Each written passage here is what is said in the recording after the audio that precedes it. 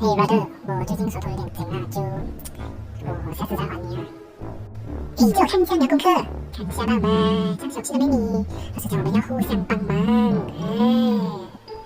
各位，在朋友眼中，你是个好朋友，还是你只是个好用的朋友？你明明很想说不，可是你不知道为什么你最后却答应了。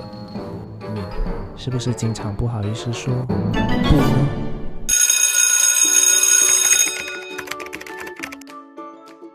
？Hello， 大家好，我是下课后的张老师。今天要跟大家聊的是这本99%的人输在不懂拒绝这本书的相关内容，就是顺便跟我们讲要如何优雅的拒绝别人啊，以及为什么我们要拒绝别人。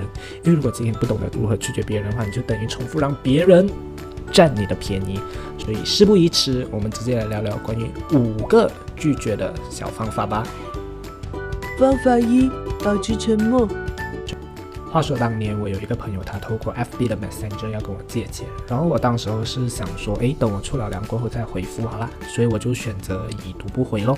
结果过后我出了粮过后去找他的时候，他跟我讲他已经借到钱了，所以我想表达的是说，不是说我们不要借朋友钱，而是当我们遇到我们想拒绝的事情，但是我们却不知道要如何说的时候，那我们就保持沉默，我们就不要说。方法2：不要表现得模棱两可。要就要，你不要就不要。我们直接来看戏。等晚上吃饭啊，不要讲我没有揪你。我吃饱了嘞。这样啊，来喝茶啦，9点你 OK 吗？9点。我现在在做功课嘞，这样几点做完哦？11点一定做完了的吗？11点啊，我等你。11点好像有点迟了嘞，我不想那么迟驾车啦。这样啊，我来载你啦，反正我家去你那边很近嘛。我来载你。没完没了，感受到了吗？你要就要，你不要就不要，你的模棱两可会给对方加希望。果断拒绝，不要浪费彼此的时间。你的拒绝不会破坏友谊，真正的友谊是经得起考验的，懂了吗？方法3：直接说不。来，深呼吸，抬头挺胸，给对方一个眼神，一个微笑，然后自信的不用谢谢，不要谢谢就可以了。对了，就是这样，再来一次，不要谢谢就可以了。不要怕，你要这样想，对方的好意思来麻烦我们为什么要觉得不好意思拒绝回去？而且时间是我们的，我们为什么要允许别人来浪费我们的时间呢？方法4：使用挡箭牌。当然了，有些情况我们那么果断的拒绝，很容易让气氛变得尴尬，甚至是会伤害到对方的自尊，有没有？所以我们可以用一些挡箭牌，比如说，第一，我们可以用别人当借口。还行啊，这个要问老板，我真的做不了这个决定，我也只是打工罢了。去巴蒂呀，这个要问看我的妈咪嘞，因为我的妈咪负责驾车的啦。除了用别人当借口，我们也可以讲对不起，我有急事先走了，或者是说身体不舒服，可能答应不了，来化解尴尬。还是大家有什么更好的方法可以分享的吗？或者是说你觉得这是谎言，不道德的，不应该被接受？你觉得呢？我们可以说谎吗？方法5：我们可以圆润的表达。就比如，与其你说我不能去，不如你可以讲说我不是不想去，是刚好明天有一份报告要交，所以可能不能去。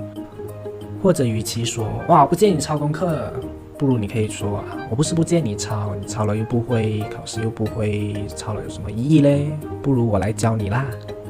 刚好讲到帮忙，我想讲的是，我们帮得了一时，但是我们帮不了一时。就好像借朋友抄功课，我不可能一辈子借他吧，这样是很不合理的。借钱也是，我不可能一辈子借同一个人钱吧，这肯定很不合理啊。我觉得朋友就是合理的，我们当然可以帮忙，当然可以拔刀相助，当然可以借钱，但是遇到不合理的要求，千万不要帮，因为朋友的过分要求，你点头就等于预告翻脸。张老师，你觉得拒绝教会了你什么呢？我觉得拒绝让我明白了，其实自己并没有那么重要吧。就比如我今天拒绝了一个人，他一样会找到另外一个人来帮他，没有讲说这个世界没有了我就会塌下来，太阳就不会从东边升起，就是我不是世界的中心，所以自己真的没有那么重要。第二件事情就是，我觉得拒绝教会了我要更有自信、更勇气吧。因为我以前就是那种比较怕人家讨厌啊，怕人家生气、不喜欢啊，所以经常委屈自己去做一些自己不愿意做的事情。可是我渐渐明白说，拒绝它不是亏欠，我们不必觉得愧疚，所以开始有了被讨厌的勇气，开始有自信了，可以去选择自己想要做的选择。拒绝让我深刻领悟到人与人之间的相处贵在舒服这2个字。比如我的好朋友来找我帮忙，可是我不能很自由畅快地表达我的想法的话，我觉得我们2个人的关系是有问题的。反过来说，今天我去找别人帮忙的时候，我一定要有被拒绝的心理准备，然后我也要学会让想拒绝我的人可以很舒服地拒绝我。我觉得这个才是人与人之间该有的相处之道。好啦，拒绝也可以很温暖，学会拒绝，懂得拒绝，我们真的不需要讨好全世界的人，这样还可以让人家觉得你是个有原则的人。